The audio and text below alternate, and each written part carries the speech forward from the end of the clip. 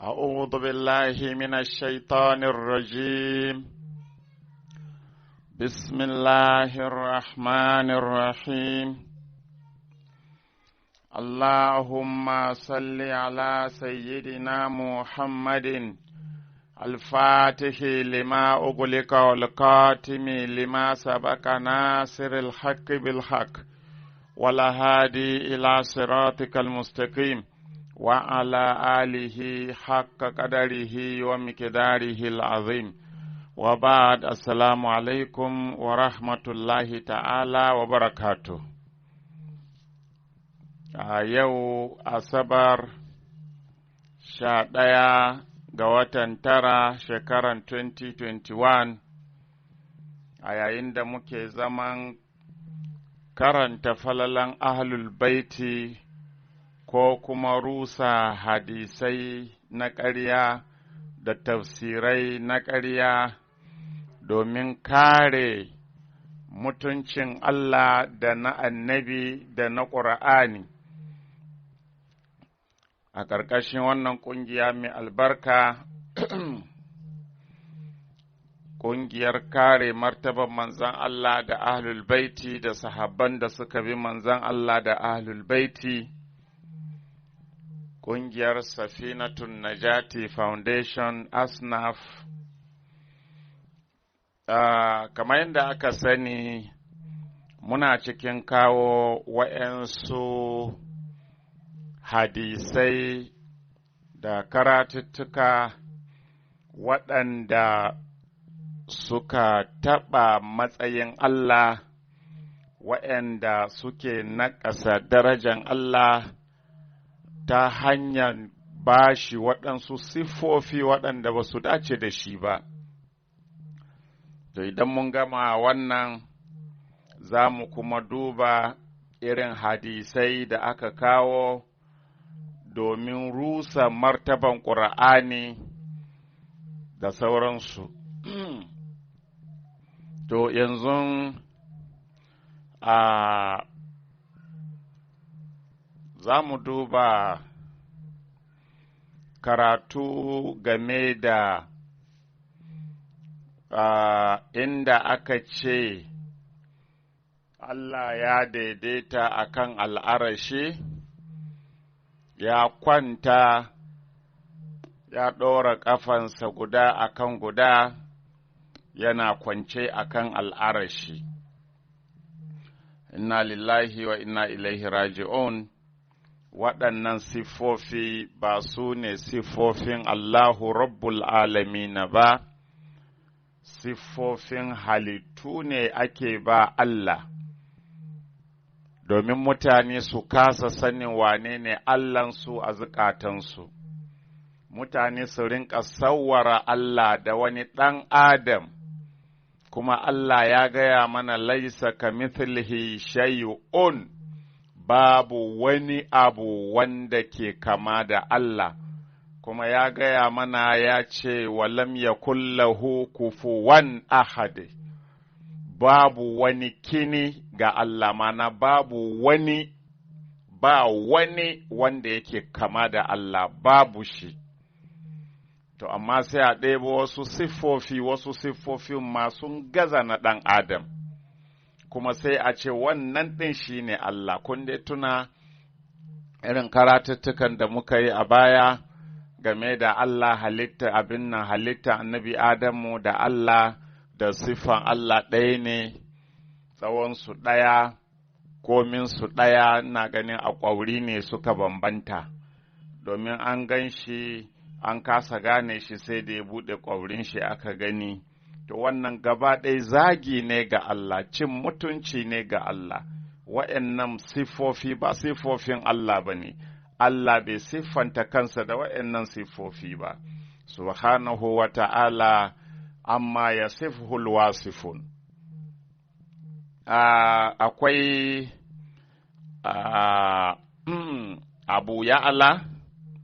Abu Ya'ala babba ne cikin malaman hadisai irin su Bukhari.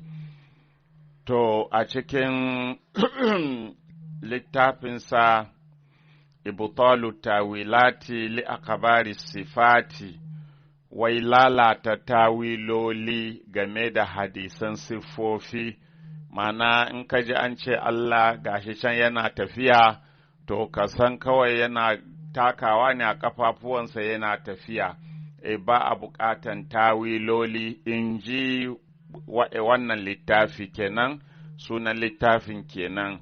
Ibtalu tawilati, wai lalata duk abin nan tawiloli, lalata duk wani tawili game da hadisan sifofin Allah.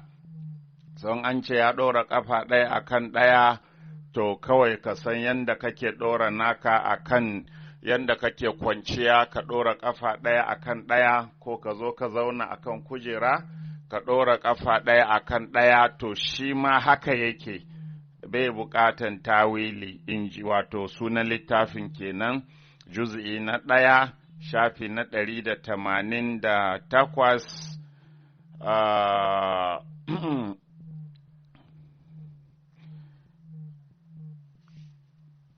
أنبأنا أبو محمد الحسن بن محمد قال أنبأنا علي بن عمر التماري عمر التمار من أصل كتابه قال أنبأنا جعفر بن محمد بن أحمد ابن أحمد بن الحكم الواسطي قال أنبأنا أحمد بن علي الآباري أبو العباس قال أنبأنا محمد بن إسحاق الساغاني قال أنبأنا إبراهيم بن المنذر الحزامي قال أنبأنا محمد بن فليح عن أبيه عن سعيد بن الحارث عن عبيد بن حنين قال بين أنا جالس في المسجد، to shi Ubaidullahi ibn Hunainin ya ce shi yana zaune a masallacin manzon Allah kenan sallallahu alaihi wa sallam a Madina, idh ja'a Qatada ibn Nu'man, sai ga wannan dan uwan shi sahabi Qatada ibn Nu'man ya shigo masallacin shi ma. Fajalasa ya tahaddasu, sai Qatada ya zauna yana magana, mana yana kaman koyarwa, yana ba da hadisai. Wasaba ilaihin nasu, mutane sun taru zuwa gare shi ana sauraron shi. Hatta dakalna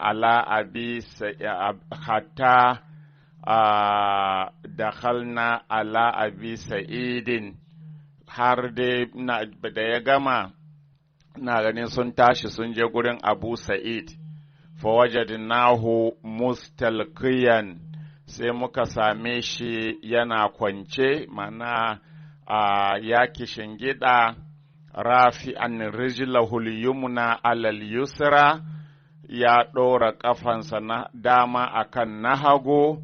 Fasallamna alaihi wa jalasna, sai muka yi masa sallama muka zauna. Farafa a Qatadatu yadahu, sai wannan sahabi Qatada ya ɗaga hannunsa ila rijla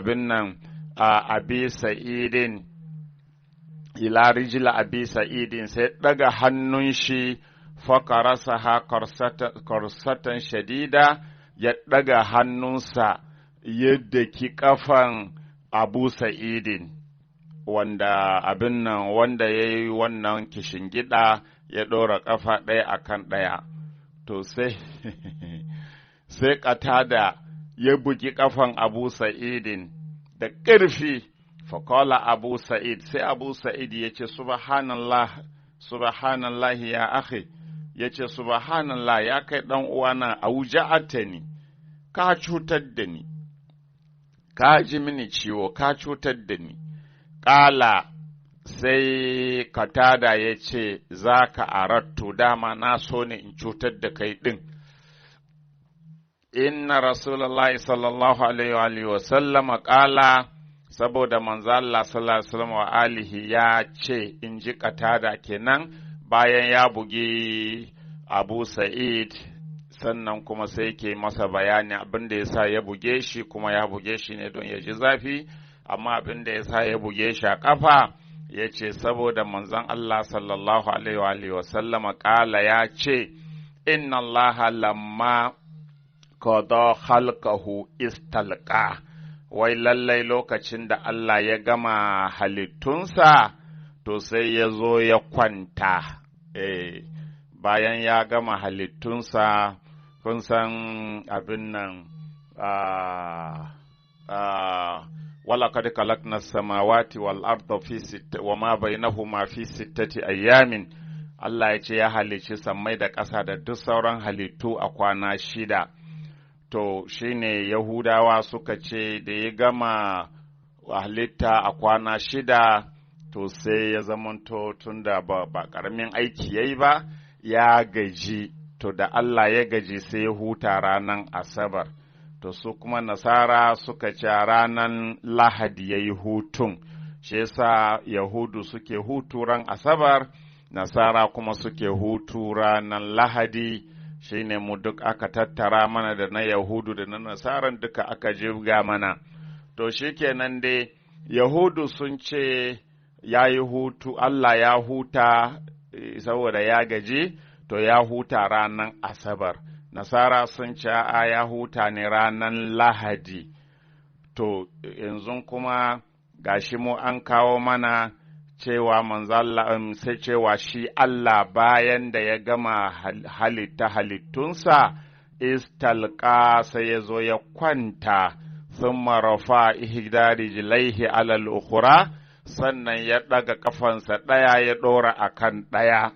To thumma qala, sannan Allah ya ce, la yanbaghi li ahadin min kalki an yaf'ala haza, baya inganta ga wani mutum ko wani a cikin halittuna ya aikata haka.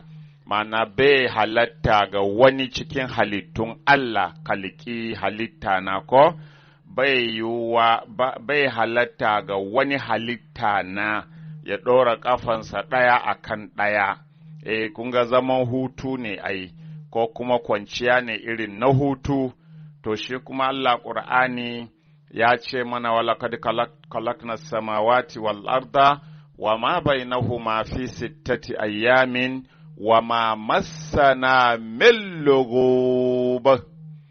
Hakika mun halicci sama da ƙasa da duk abin da ke tsakanin su a kwana 6, amma babu wani abu mai kama da gajiya wanda ya shafe mu. Wani abu ma mai kama da gajiya bai shafe ni ba, in ji Allah, balle a nuna da ya gama ya zo ya kwanta. Kun ga Allah yawo yake, ya je ya yi ta ƙoƙarin halitta, yana ta ƙere-ƙere, to da ya gaji kuma sai dawo ya zo ya kwanta. To ko da ba a ce don ya huta ba, ya fa gama aiki ne, kwana 6 yana aiki, yana halitta. To yanzu sai gashi ya dawo kan gadonsa, mana al'arashinsa, ya dawo ya zo kwanta a kan gadonsa, ya ɗora ƙafa ɗaya a kan ɗaya, sannan sai ya ce ba ya halatta ga wata halitta ta yi haka. Shi yasa Abu Qatada kenan yake ba da labari. To abu shi yasa da Abu Qatada ya ga Abu Sa'idin ya shingida ya ɗora ƙafa ɗaya a kan ɗaya, ya mangare ya abin nan yadda ki ƙafan. Ya ce haka Allah yake zama, ko kuma haka Allah yake kwanciya, bai halatta wani bawa ya yi haka. To, sun maƙala, sannan sai ya ce layan bagi lahadin ko min kalki an ya fa'ala haza, bai yiwuwa, bai kamata ga wani cikin halittuna ya aikata wannan. Faƙala Abu Sa'idin, sai shi Abu Sa'idin ya ce, la jarama, wallahi la af'aluhu abadan, har abada ba zan sake aikata haka ba. Kun ga shi bai san kwanciyan Allah haka yake ba, to sai shi ya je yi kwanciya irin na Allah. To yanzu an sanar da shi Allah ke kwanciya haka, kuma Allah ce bai halatta ga wani bawan shi ya yi haka. Ya ce to daga yau ban sake wannan irin kwanciyar, tunda ta Allah ce, inna lillahi wa inna ilaihi raji'una. Qala Abu Muhammad al-Khilal isnaduhu kulluhum thiqatun. To shi Abu Muhammad al-Khilal ya ce wa'anda suka ruwaito wannan hadisi gaba ɗayansu yardaddun mutane ne, ya ce mutane ne na kirki bayin Allah, wahum ma'a siqatihim, kuma tare da ma kasancewansu siƙa, tare da kasancewansu mutanen gaskiya ne, to shartu sahihaini Muslim wa Bukhari. Wannan hadisin ya zo ne a bisa sharaɗin Muslim da Bukhari da suka ajiye. Mana ya yi daidai da ƙa'idojin ingancin hadisi na Muslim da na Bukhari. Subhanallah. وقد ذكر أبو بكر أحمد بن محمد الخلال shi wannan wanda ya ce hadisin ingantacce ne, waɗanda suka ruwaito shi ingantattun mutane ne, ya ce hadal hadithu fi sunan, ya yi magana kan wannan hadisi a sunan ɗinsa. Shi abubakar ibn ahmad ya kawo wannan hadisi a cikin sunan ɗinsa, faƙala sai ce ambana ahmad ibn al-husaini ar-raqi, ambana ibrahim ibn al-munzir, أنبأنا محمد بن فلاح بن سليمان قال حدثني أبي عن سعيد بن الحارث. yace babana ya bani labari daga Sa'id ibn al-Haris an Ubayd ibn al-Hunaini qala ya ce bainama ana jalisun fil masjidi, ina zaune a masallaci, idh ja'ani Qatada ibn Nu'man, sai ga sahabin nan Qatada dan Nu'man ya zo mini, wajalasa ya tahaddasu ilayya, ya zauna yana bayani kan addini, yana ba da hadisi a kusa da ni, ko kuma yana gaya mini a hadisai. Wa thaba ilayna nas, kuma mutane suka taru mana suna sauraro. Faƙala Qatada, sai Qatada ya ce sami'tu Rasulullah sallallahu alaihi wasallam ya ƙulu, manzalla sallallahu yana cewa inna lamma faraga min kalkihi, a lokacin da Allah ya gama halittunsa, istawa ala arshihi, sai ya koma ya daidaitu akan al'arashinsa, wastalqa, kuma sai ya kwanta yake shingida, wa wada ihda rijlaihi alal ukhra, da ya kwanta sai ɗora ƙafansa ɗaya a kan ɗaya, irin zaman hutun nan haka. Waƙala, kuma sai ya ce innaha la tasluhu li basharin, baya halatta ga wani mutum ya aikata haka.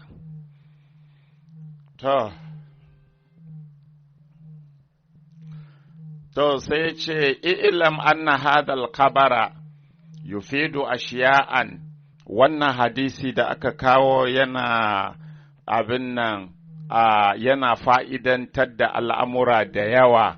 Ya ce minaha jawazu itlaqil istilqa'i alaihi, ya ce daga ciki akwai halarcin a jingina kwanciya ga Allah.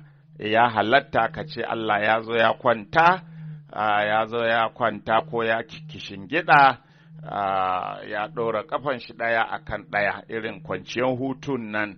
Sai ce la ala wajihil istiraha, amma ba wai don hutu ba ne, ba wai ya zo ya huta ba ne, amma dai yau ya yi kwanciyar hutu, bal ala siffatin la ta'aqilu ma'anaha, akan dai siffan da kai hankalinka ba zai kama ma'anan shi ba.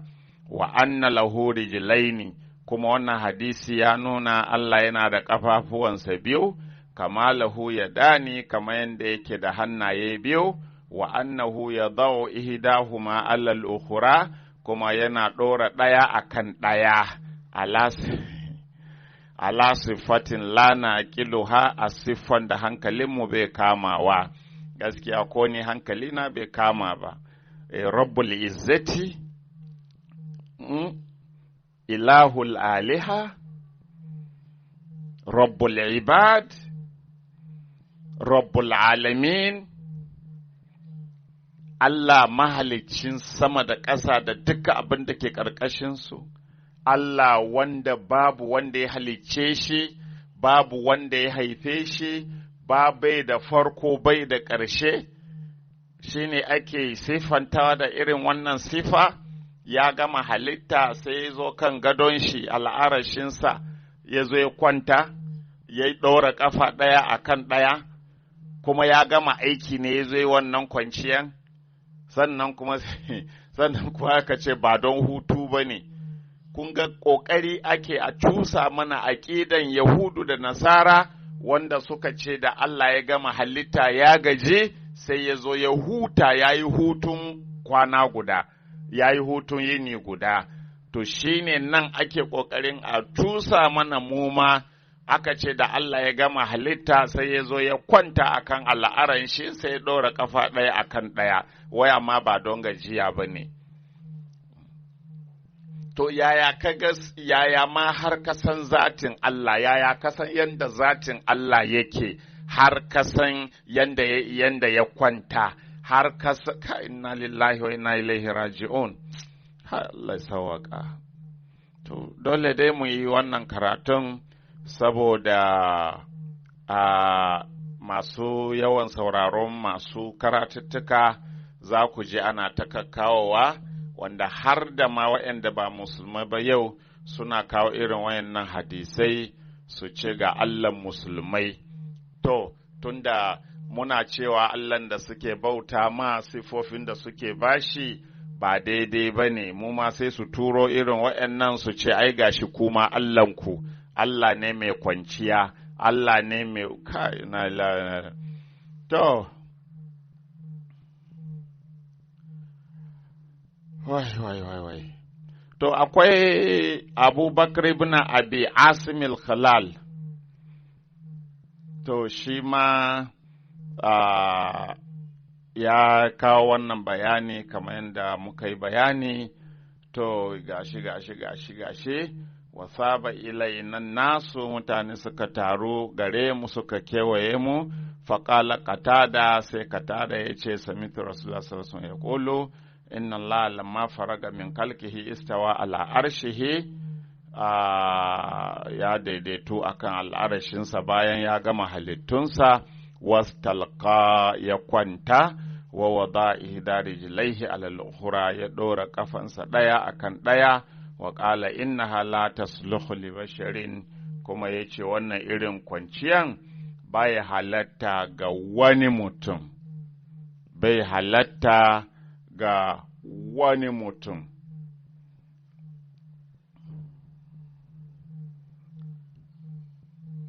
To,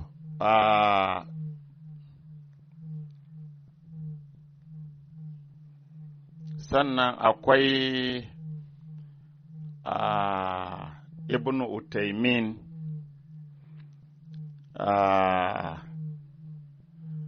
shi Ibn Utaymin ya kawo a cikin Fathu Rabbil Bariya, a cikin wannan littafi shafi na 15 ya kawo wannan bayani, shi ma yake cewa wa min adillati sunna, yana daga cikin hujjojin sunna ma rawahul kilal fi kitabi sunna, abinda shi al-Khallal ya ruwaito a cikin littafin sunna bi isnadin sahihin, da isnadi ingantacce ala shartul Bukhari, wanda hadisin saboda ingancin sama ya yi daidai da sharaɗin Bukhari. Qatada ibn Nu'man, hadisin da aka ruwaito na Qatada ibn Nu'man radiyallahu anhu, kala ya ce sami'tu Rasulullah sallallahu alaihi wasallam yaqulu, naji manzo Allah sallallahu alaihi wasallam yana cewa lamma faragallahu min khalqihi istawa ala arshihi, yayin da Allah ya gama halittunsa, to istawa ala arshihi, sai ya daidaita akan al'arashinsa. Wa qala Sheikh Abdul Qadir Al-Jailani, to a Sheikh Abdulkadir Al-Jailani ya ce innahu mazkurun fi kulli kitabin anzalahu Allahu ala kulli nabiyyin, ya ce wannan bayanin an kawo shi a dukkan littafan da Allah ya saukan mu dukkan annabawa.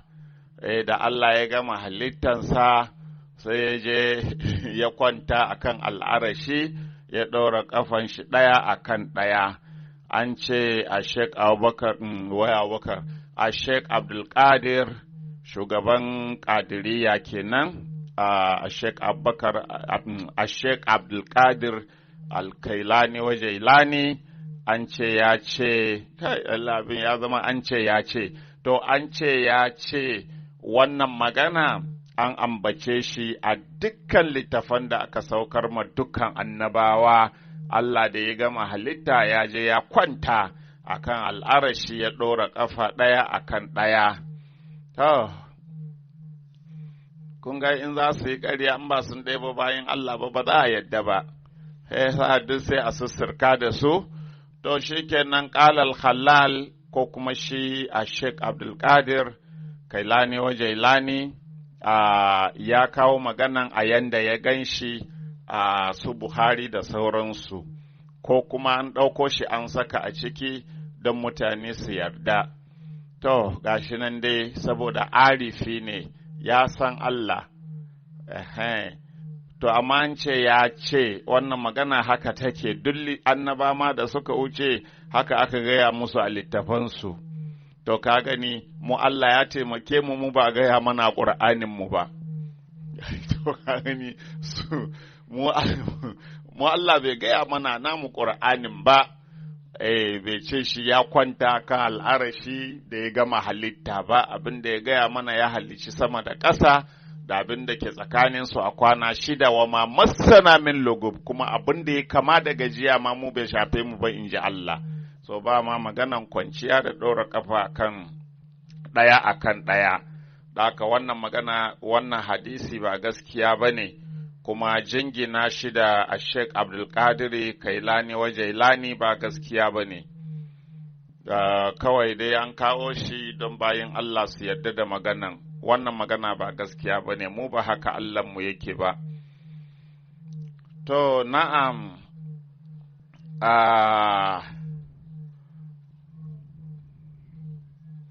haitami ko?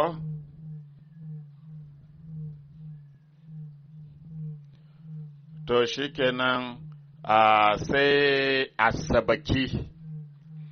Asabaki ya kawo wannan magana shi ma wannan hadisi a cikin As-Saifus Saqil, ya kawo shi a shafi na 200, yana yiwa shafin ya saba amma dai sunan littafin kenan. Qala al-Khallal fi kitabi sunna, shi ma ya ce al-Khallal ya faɗa a cikin littafin sunna. حدثنا أحمد بن حسين الرقي، حدثنا إبراهيم بن منذر، حدثنا محمد بن فلاح، حدثني أبي عن سعيد بن الحارث عن عبيد بن حنين قال بينما أنا جالس في المسجد، يشي لوكشي إنا زوني مسلاتي، إذ جاءني قتادة، سيغا قتادة يا زوميني، ya ce sai ga Qatada ya zo mini, ja'ani Qatada ibn Nu'man yuhaddisu wa saba ilaihi nas faqala, ya ce sami'tu Rasulullah sallallahu alaihi wasallam yaqulu inna Allah lamma faraga min khalqihi istawa ala arshihi, bayan Allah ya gama halittansa to sai ya daidaita akan al'arashi, mana bayan ya gama halittu da yayi da ya halitta sai ya daidaita akan al'arashi, wastalqa ya zo ya kwanta, wa wada ihda rijlaihi ala al-ukhra, ya dora kafansa daya akan daya, wa qala innaha la tasluhu li basharin, yace wannan irin kwanciyar ba ta halatta ga wani mutum. Qala al-hafiz az-zahabi wa ghayruhu, imamu zahabi da wasunsa sun ce isnaduhu ala shartil bukhari wa muslim, kunga kowa dai yana jinjina ma wannan hadisi, babban hadisi ne wanda an karɓo shi ne ma akan sharaɗin Bukhari da Muslim, kuma kun gani kuma wannan hadisi ba mai kyau ba ne, ƙazamin hadisi ne, saboda jingina siffan halitta ga Allah, wannan zagi ne ga Allah, nuna ƙasƙanci ne ga Allah, subhanahu wa ta'ala an zalik. Allah ya kare mu.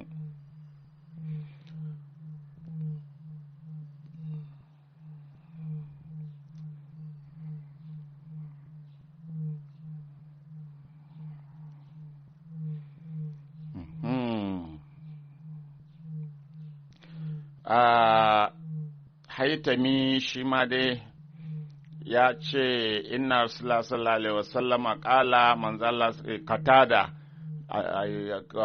haddasa nawa ne abara nawa ne ko amba'a nawa ne har zuwa dai katada ya ce inna Rasulullah sallallahu alaihi wasallama wa alihi kala ya ce manzala sallallahu alaihi wasallama ya ce inna Allah lamma qada khalqahu istalqa, da Allah ya gama halittunsa sai ya kwanta fawada rijlahu alal ukhra, ya dora kafansa guda akan daya, wa qala yace la yanbaghi li ahadin min khalqi an yaf'ala hadha, wai Allah ya ce bai halatta ga wani cikin halitta na ya aikata wannan.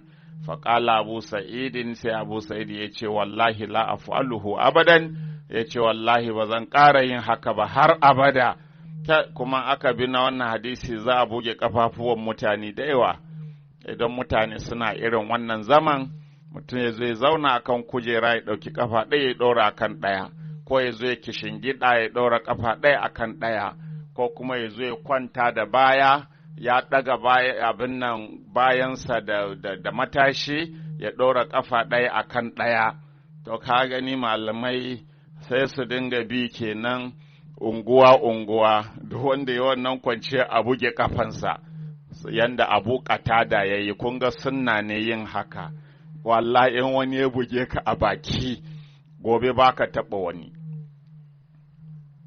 Ka inna lillahi wa qala sai ya ce rawahu Tabarani, shi Haitami ya ce rawahu Tabarani an mashayikin salasa. Ya ce Tabarani ya ruwaito wannan hadisi daga shehinnan hadisi uku, Ja'far ibn Suleiman an-Naufali da kuma Ahmad ibn Rushdain al-Misri da kuma Ahmad ibn Dawud al-Makki, duk sun kawo wannan hadisi. In ji Haitami kenan ya ce duk an kawo, fa Ahmad ibn Rushdain daga sa kaza. To shi kenan sai Tabari, shi ma Malam Tabari ya kawo wannan bayani a cikin tafsiru Tabari, tafsirinsa na Tabari, tafsirin suratu Shura, alƙaulu fi tawili ƙaulihi ta'ala, magana game da tawilin faɗin Allah da ya ce, lahu ma fi samawati wa ma fil ardi huwa al-aliyyul azim, juz'i na 21 shafi na 501. In shafin ya saba to ka dai gani tafsirin Tabari suratu Shura, suran bai sabawa, sai a bincika. To shi ma dai ya kawo حدثنا محمد بن منصور الطوسي قال سنا حسين بن محمد عن أبي معشر عن محمد بن قيس قال جاء رجل إلى كعب فقال يا كعب أين ربنا. To ya ce wani mutum ya zo ya samu Ka'ab, sahabi ɗin nan, wani mutum ya zo ya same shi, faƙala sai ce, ya Ka'ab, aina rabbuna, kai Ka'ab, ina Ubangijinmu yake ne? Faƙala lahun nasu, sai mutane suka yi masa ihu dai haka, sai suka ce, afatas alu an haza, yanzu za ka zo kana irin wannan tambaya? Ina Ubangijinmu yake, wannan tambaya ce? To, da'uhu, faƙala Ka'abun da'uhu, sai Ka'ab ya ce ku ƙyale shi, fa in yaku aliman izdada, in malami ne shi zai ƙaru, ma'ana sai a ƙara mishi ilimi. Wa in yaku jahilan ta'allama, in kuma jahili ne sai ya samu sani. Sai ce sa'alta aina rabbuna, kayi tambaya ina ubangijinmu yake. Sai ce wa huwa alal arshil azimi muttaki, ya ce to ubangijinmu yana nan akan al'arashin nan mai girma ya kishingida, ya yi kwanciyar hutu. Wayo Allah, wadi'un ihdari jilaihi alal ukhra, ya ɗora ƙafa ɗaya akan ɗaya. Ku dubi wai sahabin manzon Allah ke ba wani bayanin Allah a haka. Kun ga wannan hadisai, sahabin annabi Ka'ab yake ba wani bayanin Allah, shi kanshi bai san Allah ba a yanda aka kawo wannan karatun. Subhanallah. To, shi kenan shi ma at-Tabarani a cikin al-Mu'jamul Kabir, babul qaf min ismihi Qatada ko man ismuhu Qatada tubun Nu'man al-Ansari, Qatada ba Ansar ne, yace ma asnada Qatada ibn Nu'man Ubayd ibn Hunayn an Qatada ibn Nu'man. To juz'i dai na 19 shafi na 13. To shi ma ya kawo kaza kala baina ana jalisun, ina zaune izija ani Qatada ibn Nu'man, sai ga Qatada dan Nu'man ya zo, faƙala li sai ya ce mini in talik bina ibn Hunayn, zo mu je ya kai ibn Hunayn ila Abi Sa'id al-Khudri, zuwa ga Abu Sa'id al-Khudri, fa inni qad ukhbirtu annahu qad ishtaka, don an bani labari cewa yayi rashin lafiya. Fantalakna ala Abi Sa'id, sai muka tafi gurin Abu Sa'id, fa wajadnahu mustalqiyan, sai muka kai ashe ma wanda ya farfado daga ciwo ne aka yi ma wannan dukan. To shikenan fa wajadnahu mustalqiyan, sai muka same shi a kwance, shi Abu Sa'idin wanda aka ji labarin bai da lafiya, aka je a gaishe shi, ashe ma mara lafiya ne. Yace fa wajadnahu mustalqiyan, sai muka same shi ya kwanta, rafi'an rijlahul yumna ala yusra, ya ɗora ƙafansa na dama akan na hagu. Fasallamna wajalasna, sai muka yi sallama muka zauna. Farafa Qatada ibn Nu'man yadahu ila rijl Abi Sa'idin, sai Qatada ya ɗaga hannunsa zuwa ga ƙafan Abu Sa'idin, faqarasaha qarsatan shadida, yadda ki ƙafan duka mai tsanani. Faƙala Abu Sa'idin, sai Abu Sa'idin ya ce subhanallahi yabna Adam. To yanzu ba ya aki ba ne kuma ko? To shi kenan yabna Adam ne kuma a wannan. Can an ce ya ahi, nan kuma cewa ya yi yabna Adam. To yabna Adam, laƙadi auja'atani, ya kai ɗan Adam, ka cutar da ni. Faƙala lahu zalika arattu, ya ce dama abinda nake nema kenan. Faƙala sai ya ce inna Rasulullah sallallahu alaihi wasallam ƙala, ai manzo Allah sallallahu alaihi wasallam ya ce inna Allah azza wa jalla lamma qada khalqahu istalqa, manzo Allah da ya gama halittunsa ya kwanta. Fa wada ihda rijlaihi ala al-ukhra, ya dora kafansa guda akan daya. Wa qala la yanbaghi li ahadin min khalqi an yaf'ala hadha, kuma yace bai halatta ga wani a cikin halitta na yayi haka. Fa qala Abu Sa'idin, sai Abu Sa'idin ya ce to la jarama, ni dai wallahi la af'aluhu abadan, ba zan sake aikata wannan kuma ba har abada. Daga yau na daina kwanciya in ɗora ƙafa ɗaya akan ɗaya.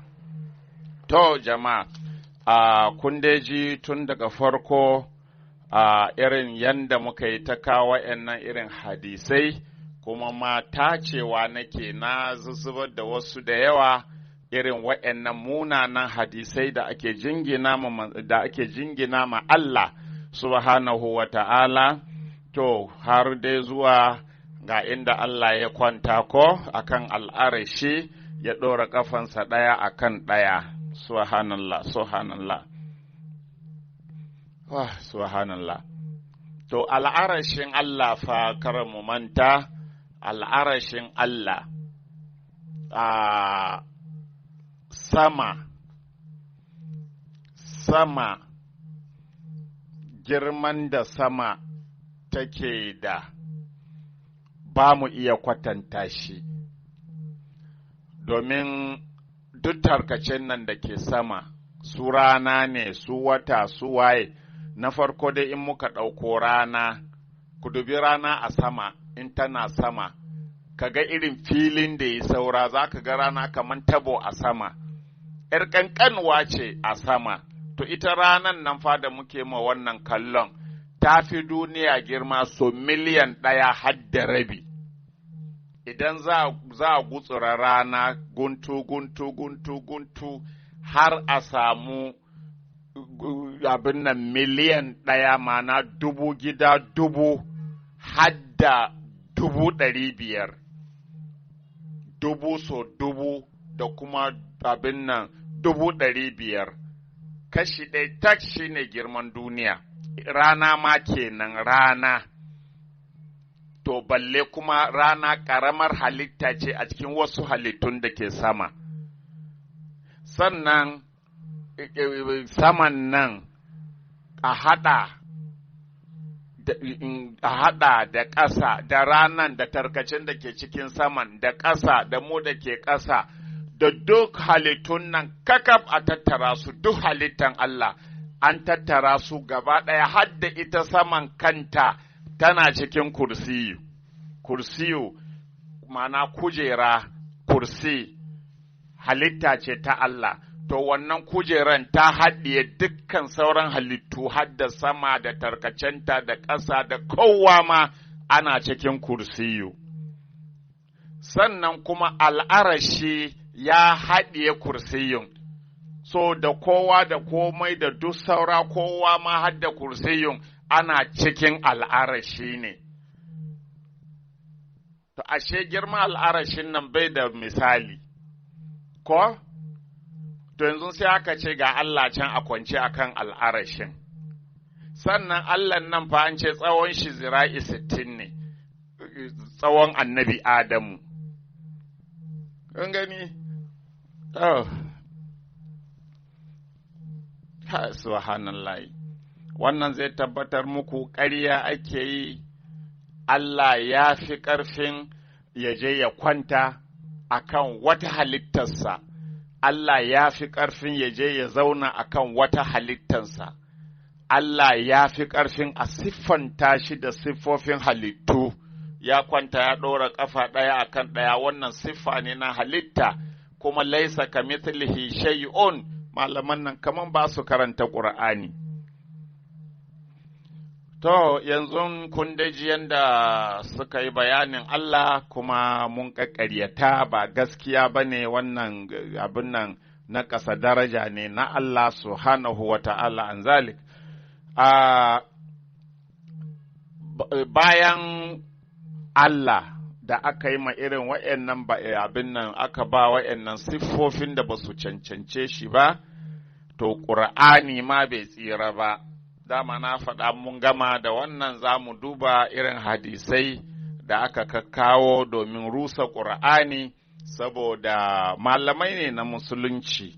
To amma sai ka yi mamakin yanda suke kawo riwayoyin hadisai, Buhari ne, ina ne, su Buhari na ai musulmai ne, musulmi ne, wayannan su Tobari ne, su waye duk musulmai ne, amma abin sai baka mamaki yanda manyan malaman nan kuma magabata za su iya rufe ido su kawo siffa wanda zai zama na ƙasa ga Allah kuma su jingina mishi, ko su kawo siffa wanda zai zama na ƙasa ga ƙur'ani sai su jingina ma ƙur'ani, ko su kawo siffa wanda za ta zama na ƙasa ga manzan Allah sai su jingina ma manzan Allah, kuma su ne malaman, abin mamaki.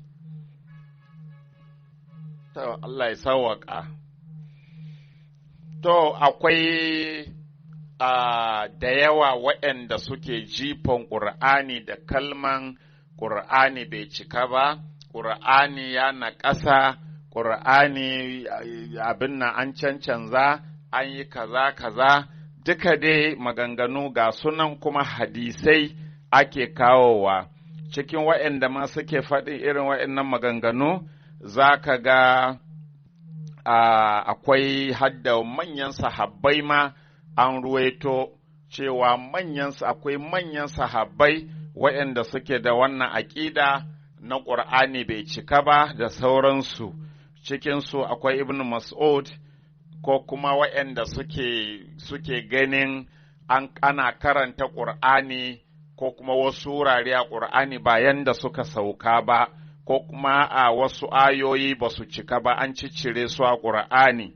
Cikinsu akwai kaman Abdullahi ibn Mas'ud, wannan da aka ce yana cikin manyan sahabbai masana ƙur'ani.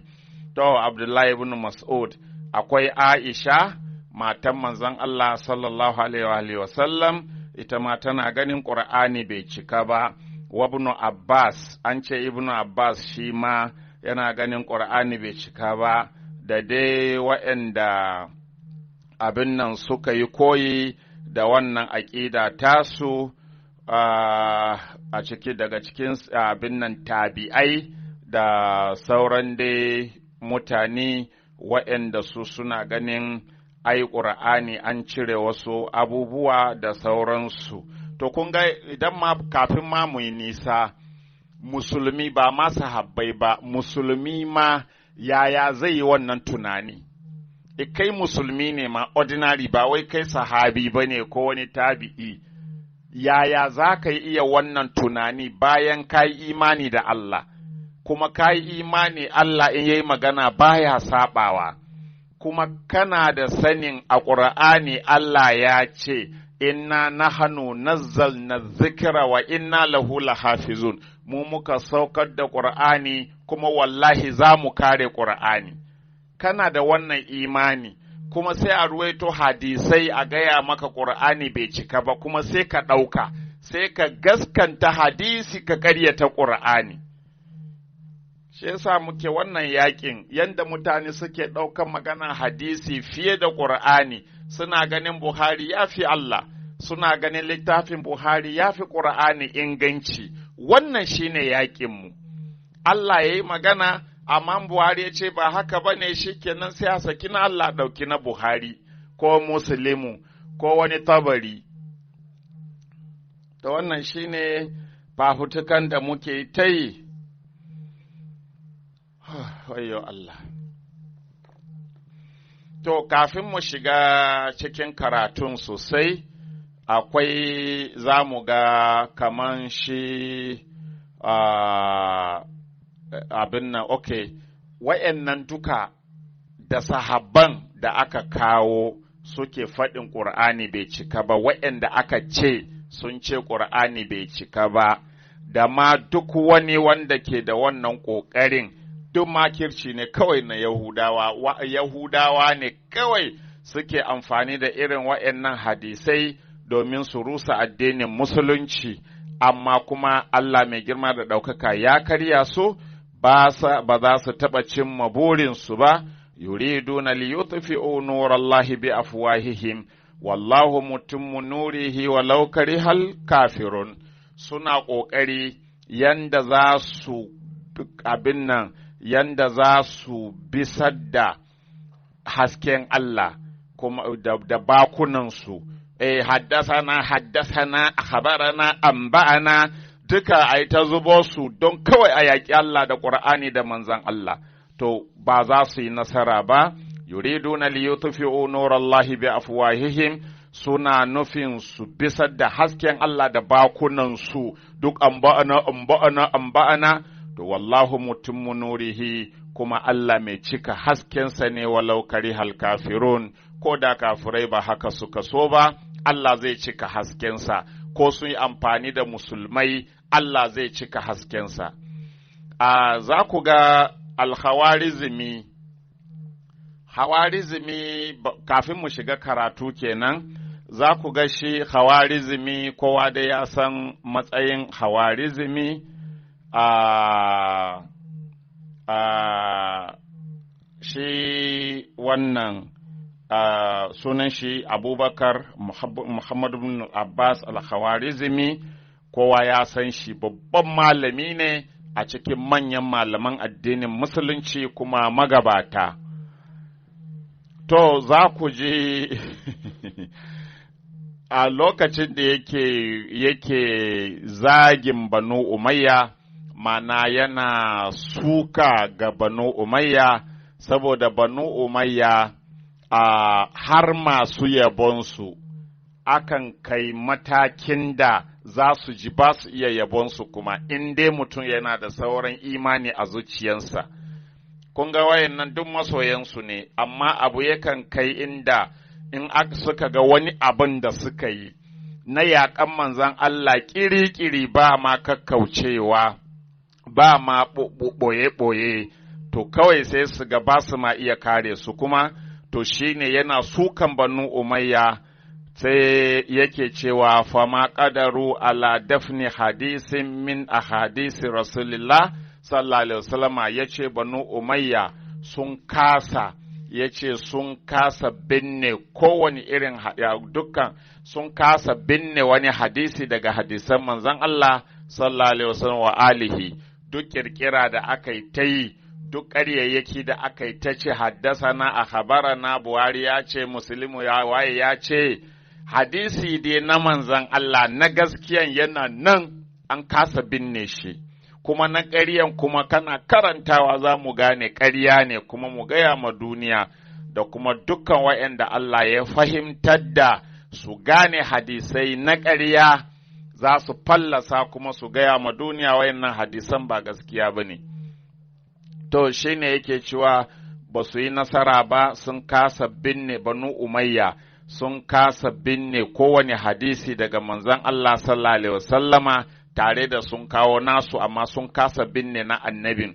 Wala ala ta harifi ayatin min kitabillahi ta'ala jalla sana'uhu a jalla sha'anuhu, kuma sun kasa karkatar da aya guda a cikin littafin Allah subhanahu wa ta'ala. Duk yanda mutum ya yi ƙoƙari, duk yanda mutum ya iya domin ya lalata ƙur'ani ba zai yi nasara ba.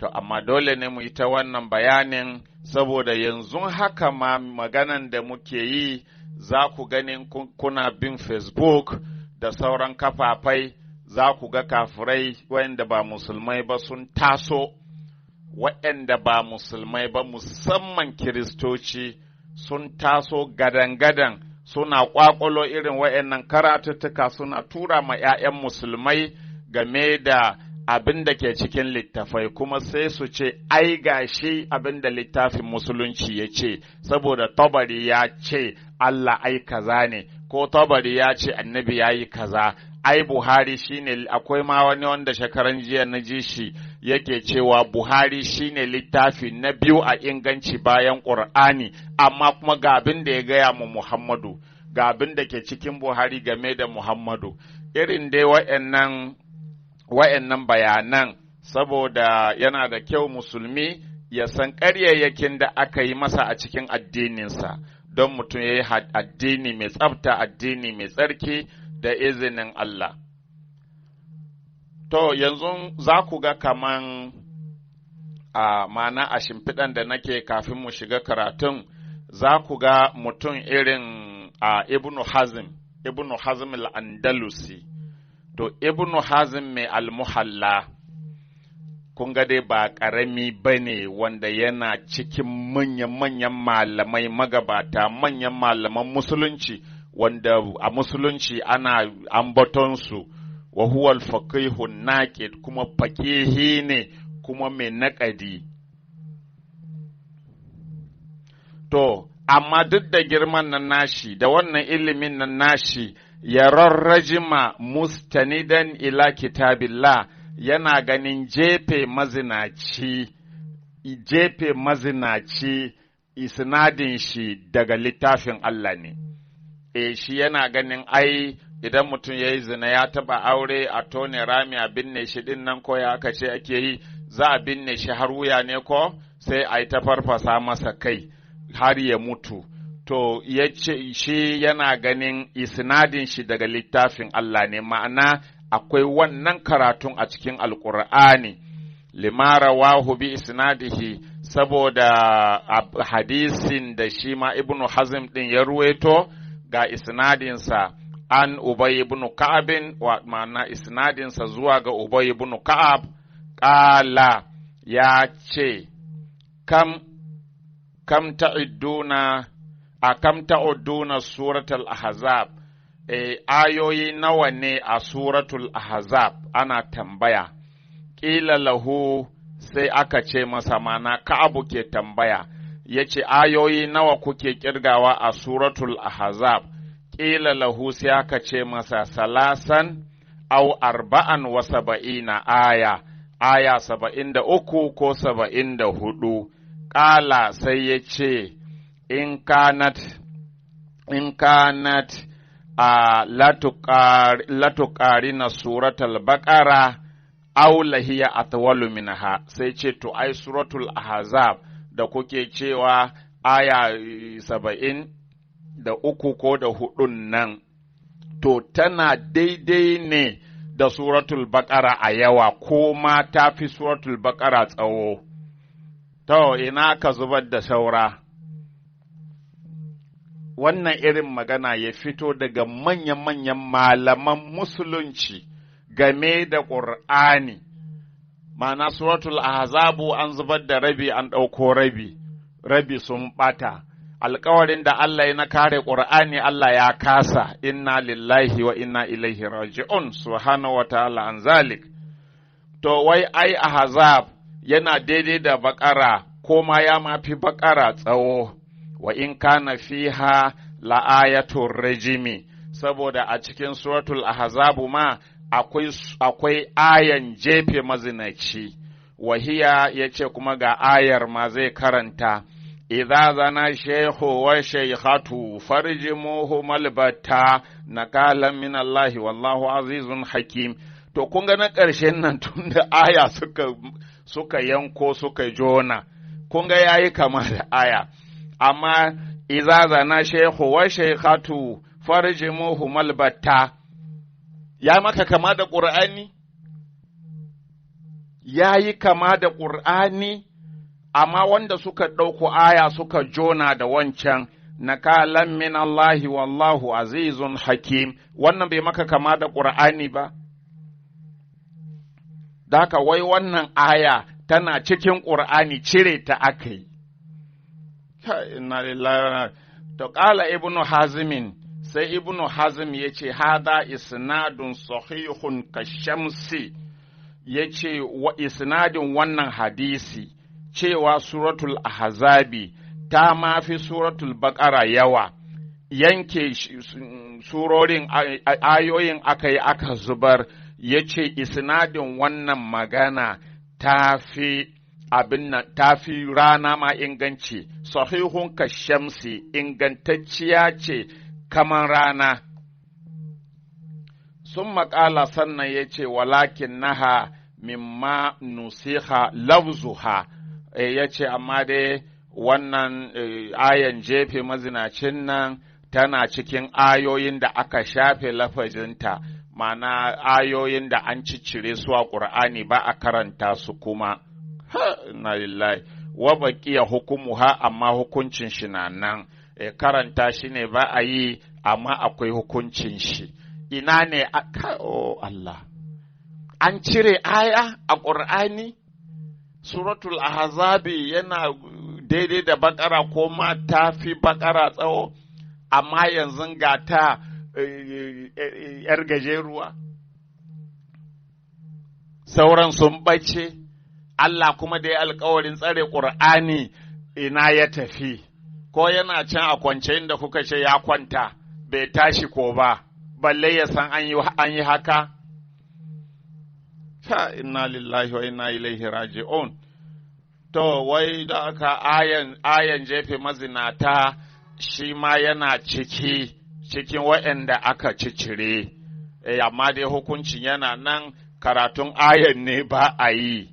Ito yaya mu za mu san tana nan tun da ba mu gani ba? Yaya za mu san tana nan? Kai ibnu, ibnu, to shi ke, subhanallah. Wai. Sannan wakala fi mas'alati adadin rada'ati al-muharrima, kuma ya kawo adadin shayarwa da ke haramta mutum daga auren mace. Mana so nawa ne mace za ta shayar da namiji, so nawa ne mace za ta iya shayar da in ta shayar da yaro. Kaga wa ummahatukum minar rada'a, Allah ya haramta mu ya haramta mana mu auri uwayenmu da suka shayar da mu nono, mana ba ita ta haife ka ba amma ka sha nononta, ba aure tsakaninka da ita. To nawa ne tsawon wani lokaci za a ɗauka kana shan nononta kafin ta haramta a gare ka, kafin zama ba za ka iya aurenta ba ko ba za ku iya auren juna ba. To shi ne yake cewa adadin rada'ati al-muharrima, ya ce adadin shayarwa da mace za ta yi namiji kafin su haramta ma juna, shi ne ihtajja man kala la yahrum min ar-rada'i aqalla min 5 rada'atin, wa'anda suka ce shayarwa bai haramta ma namiji da mace juna idan abin nan bai kai 5 ba, shayarwa 5. Bima rawainahu min tariqi Hammadin wa Abdurrahman an Urwata an Aisha ummul mu'minina. Ta wannan daga Aisha ne ummul mu'minina, hadisin qalat ta ce nazala al-Qur'anu, ta ce ƙura'ani ya sauka ga ayan Allah ya harimu illa 10 rada'atin, babu kada shayar wanda bai kai so 10 ba ya haramta ma namiji da mace auren juna. Summa nazala ba'adu, sannan kuma bayan an ce 10 sai kuma aya ta zo ta sauka kuma cewa 5. Wa fi lafzi Abdurrahman kana mimma nazala min alqur'ani summa suqita, yace a cikin abubuwan da aka ruwaito a alqur'ani sannan kuma aka fadar da su, mana aka cire su a qur'ani, yace akwai la yahrumu min ar-rada'i illa 10 rada'atin, ba shayarwa bai haramta aure, bai haramta ma namiji da mace juna sai ya kai shayarwa 10. Summa nazala ba'du wa 5 ma'lumatin, to 5 ko kuma abin nan an ƙara 5.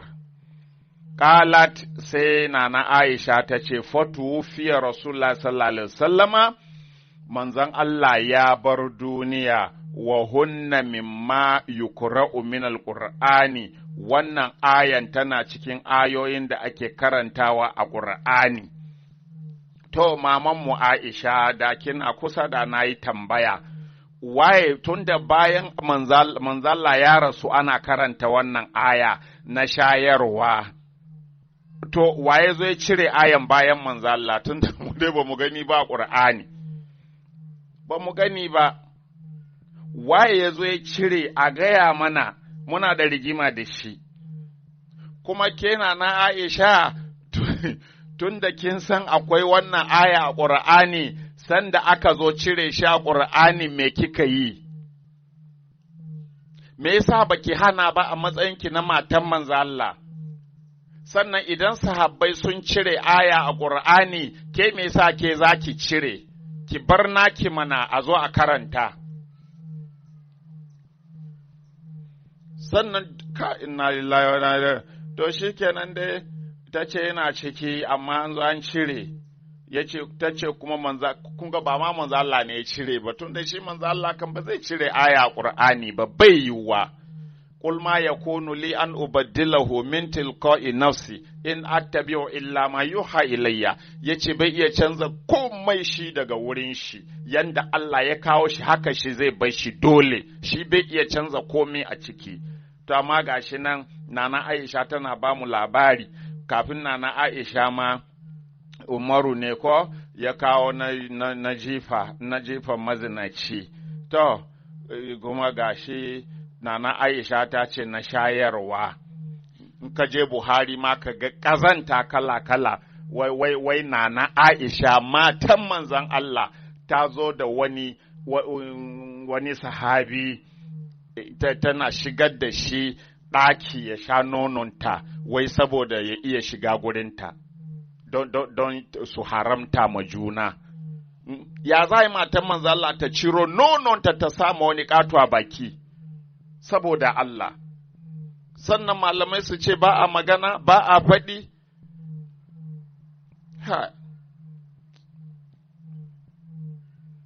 Wannan ba zage ku kai ma manzo Allah ba? Ba kun ci mutuncin na Aisha ba, wannan ba kun zagi musulunci ba, ba kun rusa addinin ba gaba ɗaya. Kai yanzu za ka yadda matanka ka je ka gayyato wani ƙato ka tura su ɗaki ka ce ta dinga bashi nono, ka ce kai duk bayan azar ka zo ka sha nono, saboda ka iya shiga gidana ko ba na nan.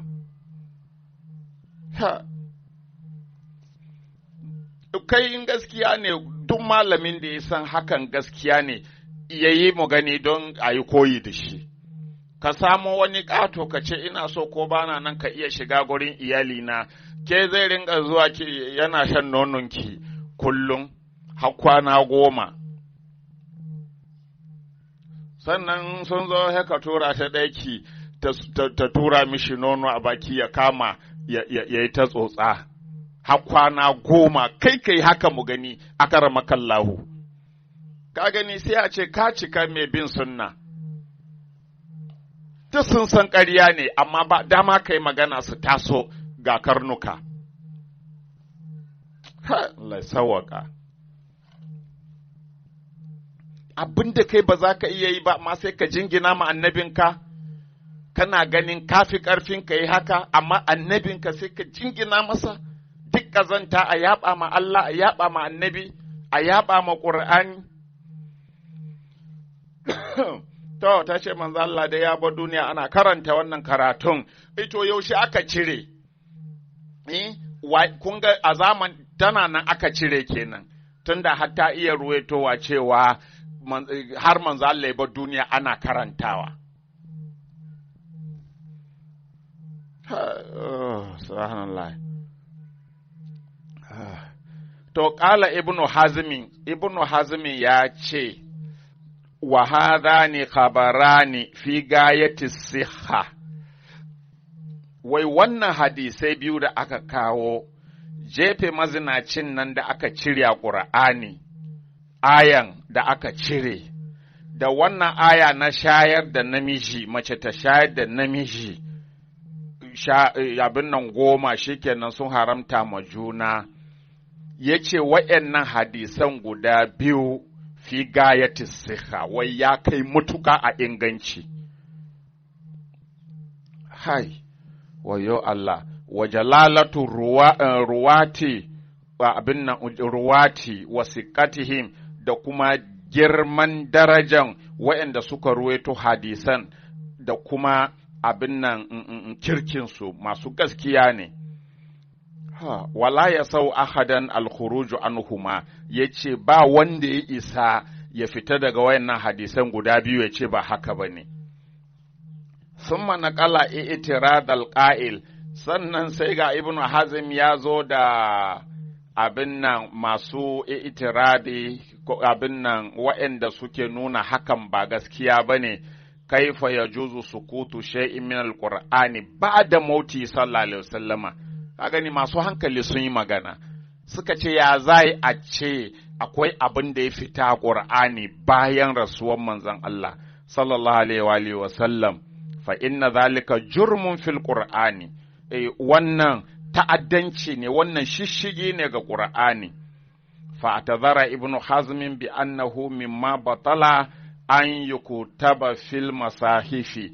Sai ibnu hazm ya ce to ai wayannan hadisan da ire-iren su suna cikin abin da aka kasa rubutawa a Qur'ani, da aka su ba ma rubuta su ba, amma suna nan Qur'ani ne amma ba a rubuta su ba. Wa baqiya hukumuhu, amma hukuncin suna nan ka ayatin rajmi, kaman ayan jefe mazinaci, sawa'an bi sawa'in. Wannan hadisi kaman ayan jefe mazinaci ne daidai wa daida ingancin su. Subhanallahi, ku duba malaman kenan fa, kuma an ce dole ne a yi koyi da su, dole a bi su. Yaya da hankali na zan bi malamin da ya yadda da Qur'ani bai cika ba, da hankali na? Kai idan addinin kana yi ne don kaga iyayenka suna yi, ko kuma kana yi don kana cin abinci da shi, ko ma mai aka kawo shi kenan bi za ka yi, ni ba haka nake addini ba. Annabi Muhammadu nake bi sallallahu alaihi wasallam. Duk abin da ya saba mishi, duk girman wanda ya saba mishi, zan rabu da shi, ba zan masa biyayya ba. Allah da annabi nake ma biyayya. Amma kana malami a gaya maka Qur'ani bai cika ba, kuma har ka yadda har da karewa, har da faɗin wannan hadisai ingancin su kaman rana ne, kaman hasken rana, kuma sun kai kurewa a inganci.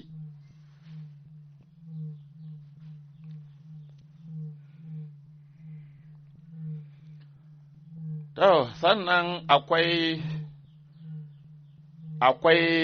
al'imamul arifu a Sheikh Muhiddin Ibn Arabi, arifi, to, manya dai suna shigowa maganin nan, manya abin nan kai, al'imamu al'arifu a Sheikh Muhiddin Ibn Arabi, to, arifun billahi Ibn Arabi, shi ma daga cikin abin da Sheikh Abdul Wahab Ash-Sharani ya karɓo daga gare shi, ya ce, yaro min mashafi Usman na kisan minhu amma nazala ala Rasuli sallallahu alaihi wasallam. Ya ce mashaf mana takaddan littafin Qur'ani na Sayyidina Usman, ya ce na ƙasashe ne, bai cika ba, bai kai abin da annabi aka saukar ma annabi ba. To, wanda ake ce Qur'anin Usman ɗin nan, to ya ce bai cika ba, rabi ne, bai kai yawan abin da aka saukar ma annabi ba. To, kun ga inda za a je a nan, kun san sun ce, wai ai Qur'ani ba a tattara Qur'ani ba sai bayan manzo Allah sallallahu alaihi wasallama. Kuma da za a tattara Qur'ani, su Sayyidina Usman su ne waɗanda suka jagoranci lamarin, kuma aka nemo mashaf na gurin Nana Aisha da gurin Sayyidina Usman, aka tattaro su aka rubuta Qur'ani. To kun ga yanzu ana so a gaya mana Qur'anin da ke hannunmu bai cika ba, tun daga Nana Aisha ta ce Qur'ani bai cika ba, an cire abubuwa, ko ga na Usman an ce bai cika ba, kuma su aka duba aka rubuta wannan Qur'ani. In ji masu ba da tarihi, ƙarya suke yi, ba gaskiya ba ne. Zan gaya muku yanda aka yi. Qur'ani yana nan a littafi tun kafin wani ya tunanin zai rubuta Qur'ani. Sai dai in juya za ka yi, in kwafa za ka yi, yanda a yau muke yi, mutum ya ɗauki Qur'ani ya yi ta rubutawa a allo, ko kuma ya haddace Qur'ani ya ce yana so ya rubuta Qur'ani, ya je ta rubutawa. Sai dai irin shi za ka yi, amma a ce wai bayan annabi aka haɗa Qur'ani, wannan ba gaskiya ba ne, kuma ƙaryata Qur'ani ne. Zan muku bayani insha Allah. Abubakar, har ma yana cikin darajar Abubakar. Ai, yaya za a raina Abubakar, ai, shi mutumin da shi ne ma ya haɗa Qur'ani, da Qur'ani na watse na wargaje. Qur'ani na wargaje. To, idan aka yi imani da wannan magana naku, yaya za mu yi musan cewa ƙur'ani ya cika in har manzo Allah ya tafi ya bar ƙur'ani a wargaje? Yaya za mu iya samun imani da yaƙinin ƙur'ani ya cika?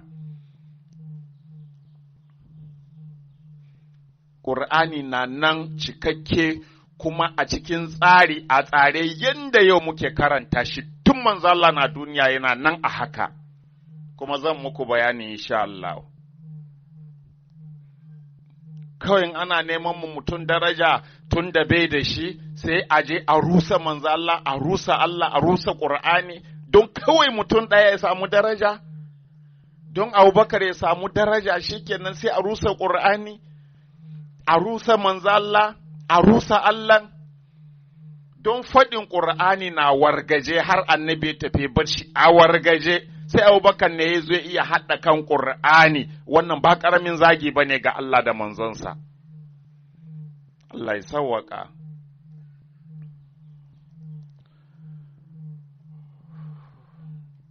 To, ƙala shi Malam Ibn Arabi ya ce wa qad za'ama ba'du ahlil kashifi, ya ce wasu shashen kashifai. To, an dai zubo mana sufaye cikin wannan rigiman sosai, to sufaye haƙuri za ku yi, haƙuri za ku yi sufaye, dole mu kare Allah, dole mu kare manzo Allah, dole mu kare Ƙur'ani, ko da ku an same ku kun bi, mu ba za mu bi ba. Muna nan za mu kare Allah, za mu kare manzo Allah, za mu kare Ƙur'ani. In kuma ƙarya aka yi muku to, na fi yarda da haka tun da ku kashifai ne, amma in kuma duk da kashafin an samo ku, to ba mu tare da ku. Muna tare da Allah da manzonsa, muna tare da Ƙur'ani. To, wai wasu kashifai, ma'ana manyan sufaye, arifai kashifai, sun ce, annahu sukuta min masafi Usman, kasirun minal mansuhi, wai an zubar a cikin ƙur'anin Usman, an zubar da yawa cikin mansuhai, ayoyi da Allah ya nusuhansu, da yawa an zubar da su, an cire su a ƙur'ani babu su kuma abin nan masafu na Usman, na Sayyidina Usman. Ƙala sai ce, walau anna Rasulullah sallallahu alaihi wasallama kana huwa allazi tawalla jam'al qur'ani, yace inda manzo Allah ne ya dauki nauyin hada qur'ani. Kun gani yaya kashifi bai san annabi ne hada qur'ani ba saboda Allah?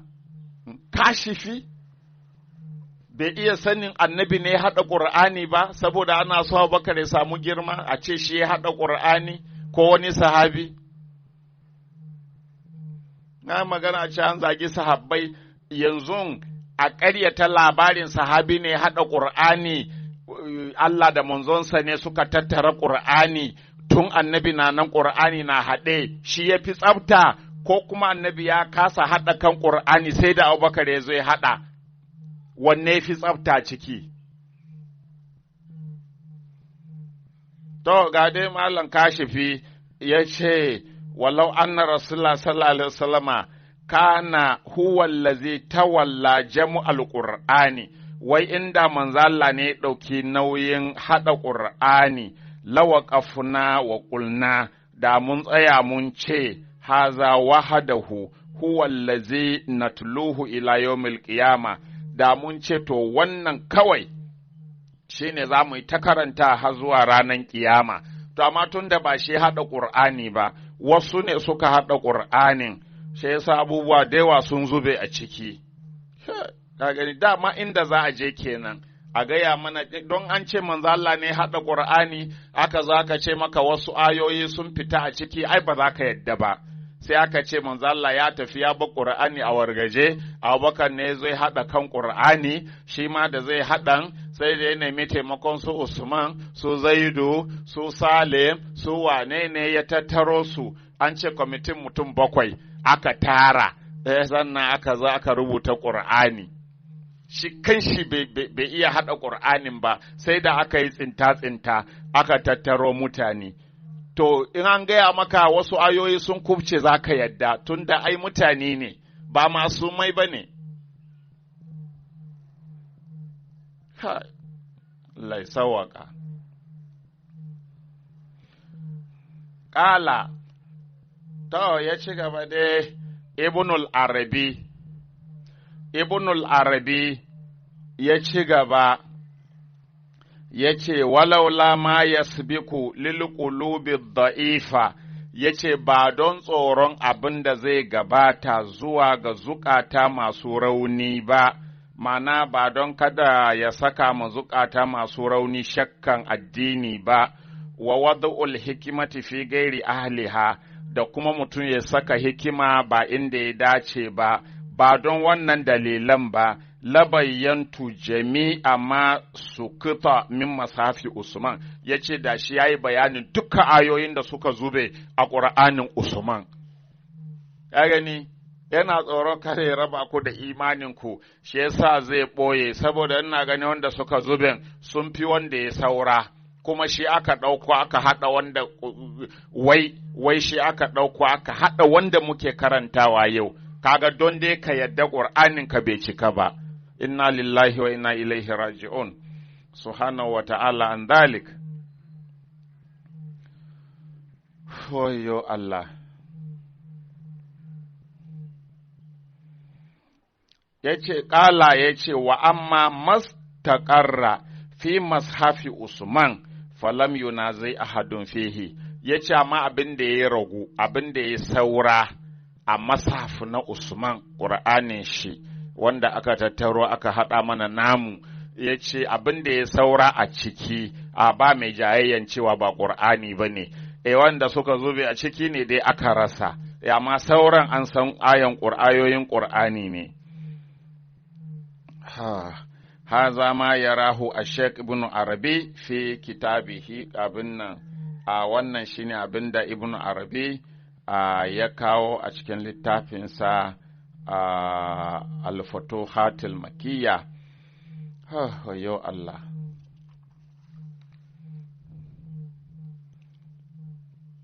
To, shikenan bari mu bar ku dai haka, za mu zo mu ci gaba insha Allah a zama na gaba.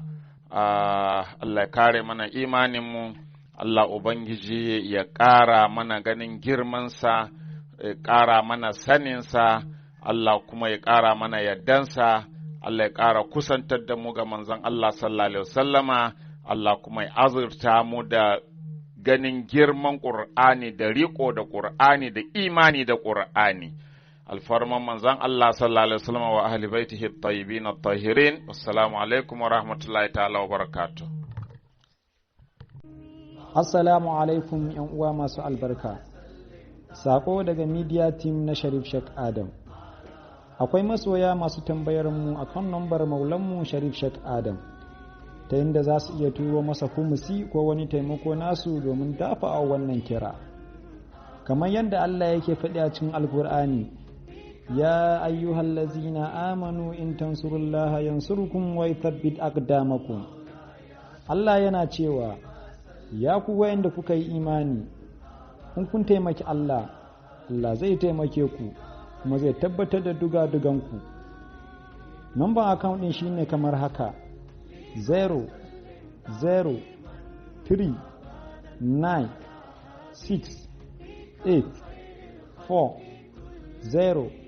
00396840116. Sunan account Sharif Adam Yakub, banki Union Bank. Allah ya ba mu ikon taimakawa, Allah ya tabbatar da mu a bisa tafarkin ahlul bait. Amin.